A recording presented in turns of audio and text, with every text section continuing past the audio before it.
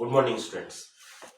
আজ আমরা দশম শ্রেণীর গণিতের একদম প্রথম থেকে শুরু করব।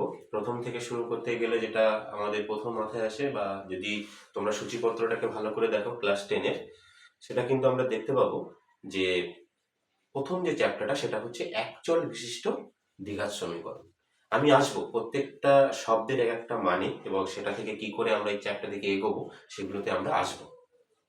ঠিক আছে? তো আমরা এই চ্যাপ্টার জানার আগে আমরা প্রত্যেক ক্লাসে কি শিখি? পূর্ব পাঠ, তার একটু আলোচনা থাকে, তার মানে পূর্ব পাঠের পুনর আলোচনা। সেই জায়গা থেকে আমরা শুরু করছি। ক্লাস 9-এ তোমরা প্রত্যেকে একটা টপিক পড়েছিলে, মনে করে দেখো, সেটা হচ্ছে বহুপদী সংখ্যামালা।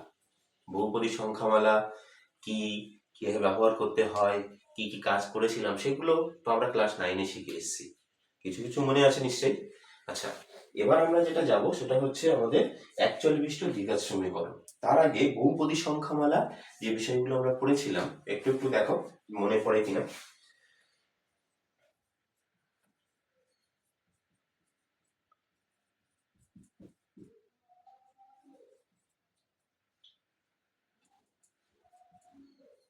দেখো কতগুলো পদ আছে, 1 2 3 4 5।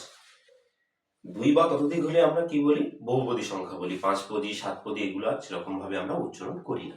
ঠিক আছে? কিন্তু এখানে দেখো চলগুলো কি আছে, এক্স ওয়াই, এগুলো কিন্তু প্রত্যেকে আছে। এবার আমরা যেটা যাব পরবর্তীতে, দেখো এটা যদি আমরা এরকম ভাবে লিখি 2x + 3, এটাকে আমরা কি বলবো? দ্বিপদী সংখ্যামালা। ঠিক আছে? দ্বিপদী সংখ্যামালার কিন্তু একটাই চল, দ্বিপদী সংখ্যামালার একটাই চল আছে আপাতত। এখানে আমরা লিখতে পারতাম এটাও কিন্তু দ্বিপদী সংখ্যামালা। আমরা এখানে যেটা আলোচনার দিকে এগোচ্ছি, যেটার দিকে আমাদের লক্ষ্য, এক চল। আমরা কিন্তু চল দুটো করব না, এক্স আর ওয়াই এই দুটোকে নেব না, যে কোনো একটাকে নেব, হয় এক্স কে না হলে ওয়াই কে, না হলে এ থেকে জেড পর্যন্ত যে কোনো একজন। ঠিক আছে? তাহলে আমরা সেটা যদি লিখি এক চল বিশিষ্ট 2x + 7, এটা এক চল বিশিষ্ট দ্বিপদী সংখ্যামালা। এবার আমাদের যেতে হবে এক চল বিশিষ্ট পর্যন্ত, আমরা ব্যাপারটা বুঝলাম। দ্বিঘাতটা কি জিনিস? এই যে দেখো প্রত্যেকটা, এখানে 1 এখানে 1 এখানে 2 এখানে 2, আবার এখানে 1 এখানে 1 এখানে 1। এরপরে যদি আমরা এটাকে এরকম লিখি 2y + 9, এটাও দেখো এক পদী, এই দ্বিপদী সংখ্যামালা কিন্তু চল একটাই। এরপরে আমরা যেটা এগোচ্ছি 2x² + 2x + 9, এটা কিন্তু তিন পদী সংখ্যামালা এবং চলটা কিন্তু একটাই। তাহলে এটাকে আমরা কিভাবে পড়বো? একচল বিশিষ্ট বহুপদী সংখ্যামালা এবং তার সর্বোচ্চ ঘাত কত? 2। একই রকম ভাবে যদি এটাকে y দিয়ে লিখি 2y² + 2y + 9, এটাকেও আমরা ঠিক একই রকম ভাবে পড়বো। 1 2 3 তিন পদী সংখ্যামালা এবং এর চল কিন্তু একটাই, একচল বিশিষ্ট বহুপদী সংখ্যামালা, তার চলটাকে y। এবার শুধুমাত্র এদের এখানে যদি 0 হয়ে যায়, এটা একটা সমীকরণে পরিণত হয়। তাহলে এই যে রাশিগুলো লিখলাম, বীজগাণিতিক রাশিগুলো, এই যে বীজগাণিতিক রাশিগুলো লিখলাম, এগুলোকে এখন আমরা বলবো দ্বিঘাত সমীকরণ। এবার আমরা দ্বিঘাত সমীকরণের রূপটা চিনব। দ্বিঘাত সমীকরণের রূপটা চেনার জন্য আমি তোমাদের প্রথমে একটা সমীকরণকে লিখে বোঝানোর চেষ্টা করছি। তোমরা কিন্তু অবশ্যই এই চ্যাপ্টারটা একটু ভালো করে পড়বে, আমার সাথে সাথে একটু এগোনোর চেষ্টা করবে, দেখবে অবশ্যই আমরা শিখতে পারবো। ax² + bx + c = 0, এটা একটা দ্বিঘাত সমীকরণ, বা আমরা বলতে পারি এই ধরনের সমীকরণগুলোকে আমরা বলবো দ্বিঘাত সমীকরণ। এবার দ্বিঘাত সমীকরণের বৈশিষ্ট্যগুলো কি কি, আমরা এবার বৈশিষ্ট্যগুলো জানবো। বৈশিষ্ট্য, অবশ্যই কোনো কিছুর বৈশিষ্ট্য কিন্তু খুব গুরুত্বপূর্ণ।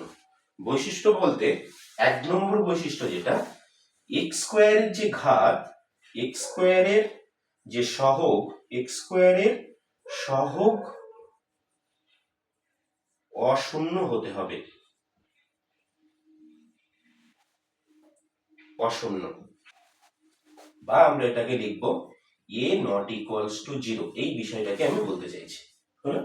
এরপরে যেটা 2 নম্বর, এ বি সি এরা প্রত্যেকে বাস্তব রাশি, এরা প্রত্যেকে বাস্তব রাশি। এবং 3 নম্বর যেটা বলবো, চলের সর্বোচ্চ ঘাত অবশ্যই কত হতে হবে? 2 হতে হবে। তবেই আমরা বলবো দ্বিঘাত, একচল বিশিষ্ট দ্বিঘাত সমীকরণ। এই একচল বিশিষ্ট দ্বিঘাত সমীকরণের এর পরবর্তী যেটা আমরা যাব সেটা হচ্ছে সমীকরণের বীজ আমরা কি করে নির্ণয় করব, বীজগুলো কারা, কিভাবে নির্ণয় করতে হয়। বীজ কারা? বীজ বলতে আমরা এখানে বুঝবো, এই যে সমীকরণটা আছে এই সমীকরণে এক্স এর পরিবর্তে যে মানটা বসালে, অর্থাৎ এই বাম পক্ষে মানটা বসালে যেন শূন্য হয়, তাকে আমরা কি বলবো? বীজ বলবো। এবার সেই বীজগুলো সম্পর্কে আমরা আলোচনা করি। এটা সবার কাছে ক্লিয়ার হয়েছে তো? বৈশিষ্ট্যগুলো অবশ্যই এক্স স্কোয়ারকে কি হতে হবে, এক্স স্কোয়ারের যে সহগ সেটা কি হতে হবে? শূন্য হলে হবে না। শূন্য হলে কি হবে? শূন্য হলে এই রাশিটা দ্বিঘাত থাকবে না। বুঝা গেল? এরপরে যেটা হচ্ছে, এই যে সহগগুলো এ বি সি, এটা এক্স এর সহগ বি, এক্স স্কোয়ারের সহগ এ, এবং সেটাকে বলা হয় ধ্রুবক রাশি। এ বি এবং সি এরা কিন্তু প্রত্যেকে কি হতে হবে? বাস্তব রাশি হতে হবে। আচ্ছা, আরেকটা বৈশিষ্ট্য কি, এই যে সমীকরণ এর সর্বোচ্চ পাওয়ার কত হবে? সর্বোচ্চ পাওয়ার 2 হবে। কার সর্বোচ্চ পাওয়ার 2 হবে? যে চলরাশিটা থাকবে তার সর্বোচ্চ পাওয়ার কত হতে হবে? 2 হতে হবে। আচ্ছা, এরপরে আমরা যেটা জানবো সেটা হচ্ছে এই সমীকরণের বীজের প্রকৃতি সম্পর্কে, বা বীজগুলো কিরকম ভাবে আমরা নির্ণয় করব সেই দিকে আমরা আসছি। এই সমীকরণ বীজ আমরা তাদেরকে বলবো, একটু আগেই বললাম, যে মানটার জন্য, যে বাস্তব মানের জন্য এই রাশিটার বাম পক্ষে পুরোটা সমাধান করলে যেন 0 আসে।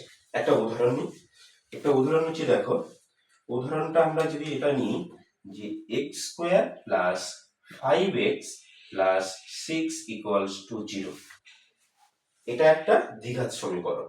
এই যে দ্বিঘাত সমীকরণটা আছে, এই দ্বিঘাত সমীকরণে এক্স এর একটা মান নিচ্ছি, আমি এটা জানি বলেই কিন্তু নিতে পারছি। ঠিক আছে, এক্স ইকুয়ালস টু কত বসাবো? -2 বসাবো। এক্স ইকুয়ালস টু -2 বসালে দেখো কোথায় বসাবো? -2 তার স্কোয়ার, 5 ইন্টু -2 প্লাস 6। -2 এর স্কোয়ার করলে কত হয়? আমরা সবাই জানি 4। 5 এর সঙ্গে -2 গুণ করলে -10 প্লাস 6 আর 4 মিলে কত হচ্ছে? 10 10 ইকুয়ালস টু 0। এই কারণে আমরা বলতে পারবো এই সমীকরণের একটা বীজ হচ্ছে -2, একটা বীজ -2। তাহলে এরকম কতগুলো সংখ্যা খুঁজে পাবো যাদের জন্য এই সমীকরণের বাম পক্ষ 0 হয়ে যায়? সেটা নির্দেশ করে কে? সেটা নির্দেশ করে এই চলের সর্বোচ্চ পাওয়ার। অর্থাৎ এই দ্বিঘাত সমীকরণে দুটো বীজ আমরা পাবো, দুটি বীজ। আমরা সাধারণত এগুলোকে আলফা এবং বিটা, এইটাই সর্ববৃহৎ প্রচলিত, এইটা দ্বারা আমরা প্রকাশ করি। একটা হচ্ছে আলফা আর একটা হচ্ছে বিটা। তার মানে কি, আলফা এই সমীকরণকে স্যাটিসফাই করে, বিটা এই সমীকরণকে স্যাটিসফাই করে। তাহলে যদি আমরা সেরকম ভাবে লিখি, তাহলে দেখো এক্স এর জায়গায় আলফা বসাবো, এক্স এর জায়গায় -2 বসিয়েছিলাম, A alpha square B alpha plus C, এটার মান 0, A beta square B beta plus C equals to 0। এই দুটো কিন্তু আমাদের কন্ডিশন আমরা পেলাম। এবার আমরা এক একটা পদ্ধতিতে যাব, এই বীজগুলোকে আমরা কিভাবে বের করব বা নির্ণয় করব সেটাই আসছে। প্রথমে বুঝতে পারলে তো যে দুটো বীজ থাকবে, কাকে দেখে বুঝলাম? এর সর্বোচ্চ পাওয়ারটাকে দেখে বুঝলাম। অর্থাৎ আমরা জেনে নিলাম যে দ্বিঘাত সমীকরণে দুটো বীজ থাকে, এবং বীজগুলো কি করে? এই সমীকরণে বাম পক্ষের মানটাকে জিরো করে দেয়, বাম পক্ষের মানটাকে জিরো করে দেয়। এবার আমরা এই বীজগুলো কি করে নির্ণয় করব, এই আলফা এবং বিটার মানটা কি করে নির্ণয় করব? ওই আরেকটা উদাহরণ আমরা যাচ্ছি, দেখো আরেকটা উদাহরণে যাচ্ছি। x square plus 5x minus 6 equals to 0। এই দ্বিঘাত সমীকরণের বীজ নির্ণয় করার জন্য প্রথমে একটা পদ্ধতি বলি, সেটা হচ্ছে উৎপাদকে বিশ্লেষণ পদ্ধতি। উৎপাদকে বিশ্লেষণ কোন ক্লাস থেকে শিখেছো? ক্লাস 7 থেকে তোমরা শিখে এসছো। এবার এই যে দ্বিঘাত সমীকরণটাকে আমরা উৎপাদকে বিশ্লেষণ কি করে করব? উৎপাদকে বিশ্লেষণ, দেখো উৎপাদকে বিশ্লেষণ সবাই জানো যে 6 এর সাথে x স্কয়ারের যে সহগ সেটাকে গুণ করতে হয়, গুণ করে আমাদের পরপর সমাধানের দিকে এগিয়ে যেতে হয়। তাহলে আমরা এটাকে গুণ করে নিয়েছি, 5টাকে কি করে পাবো? x square plus 6 minus 1 into x minus 6 equals to 0। তাহলে দেখো x square plus 6x minus x minus 6 equals to 0। X common নিলে, তোমরা এগুলো শিখেছো প্রত্যেকে, নতুন ভাবে এগুলোর আর বলার কিচ্ছু নেই। উৎপাদকের বিশ্লেষণ সবাই master. x plus 6 x minus 1 equals to 0।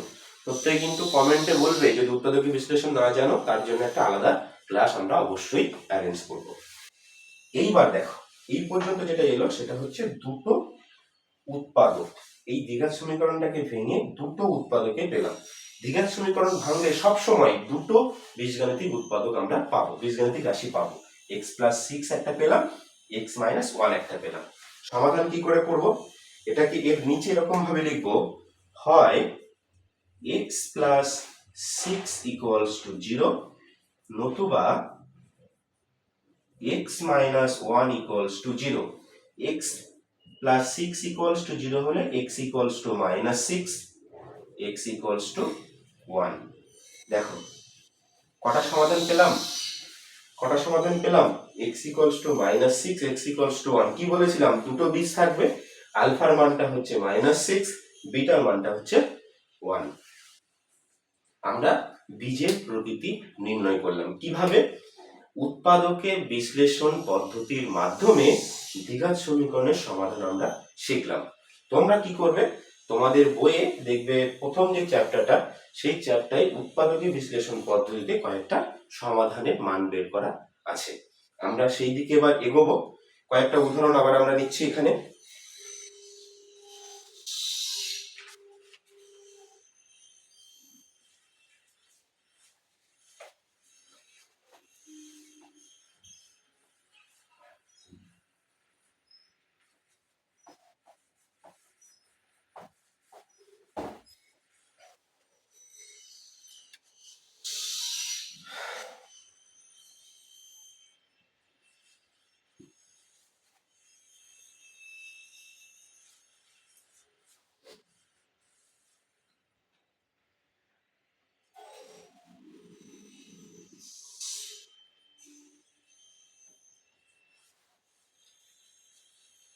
দেখো x square plus 13x plus 42 equals to 0।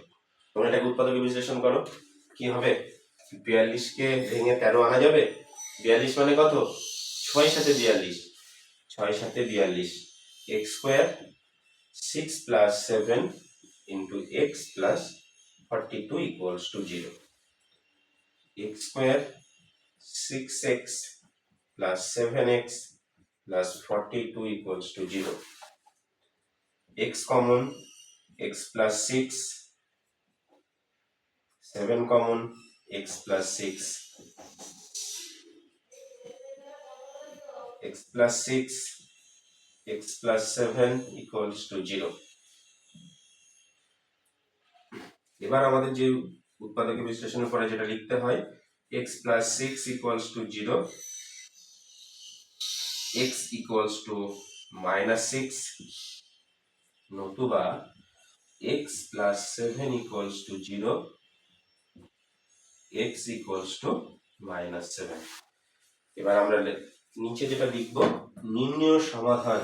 এটা কিন্তু স্ট্রাকচার একটা দ্বিঘাত সমীকরণ, নির্ণয় সমাধান x ইকুয়ালস টু -6 ও -7। বুঝতে পারলে? তাহলে এই পর্যন্ত থাকলো। তোমরা অনুসরণীর যে 1.1 যেটা আছে সেটা একটু দেখবে ভালো করে। আমরা পরবর্তী দিনে পরবর্তী যে টপিকটা সেটা আমরা শুরু করব। ঠিক আছে, ধন্যবাদ সবাইকে।